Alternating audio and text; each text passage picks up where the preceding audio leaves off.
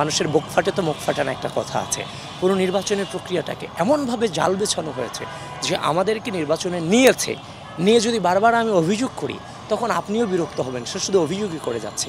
সুতরাং এমনভাবে ফাঁদে আমাদেরকে ফেলানো হয়েছে যে সেখান থেকে মনে হচ্ছে যে আপনাকে উপর দিয়ে বলে হচ্ছে সব কিছু আপনার, কিন্তু আপনার কোনো কিছু সেখানে অবশিষ্ট নাই।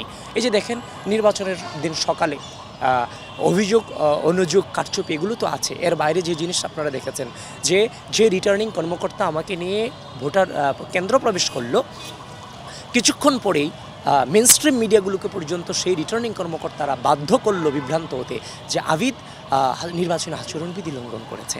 তার মানে চিন্তা করেন, যেখানে গঠনতন্ত্রে লেখা আছে প্রার্থী সেখানে প্রবেশ করতে পারবে, তারা স্পষ্ট গঠনতন্ত্রকে বৃদ্ধাঙ্গুলি দেখিয়ে মিথ্যা তথ্য দিয়ে মেইনস্ট্রিম মিডিয়াকে বিভ্রান্ত করার মধ্য দিয়ে যে সময়টাতে ভোট পড়ছে, সুইং ভোট যেগুলো আছে এগুলোতে আমাকে ভিলেন বানানো হয়েছে যে আবিদ যাচ্ছে ভোট কেন্দ্র দখল করে নিচ্ছে, সাধারণ শিক্ষার্থীরা আসো ভোট প্রদান করো, আবিদদেরকে ঠেকাও।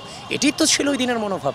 তো সুতরাং এটা তো দৃশ্যমান ছিল এই অসহযোগিতাটা। এই অসহযোগিতাটা কিন্তু প্রশাসন দিয়ে হয়েছে। সুতরাং এইরকম অসংখ্য অগণিত ঘটনা বিহাইন্ড দ্য সিনে ঘটেছে।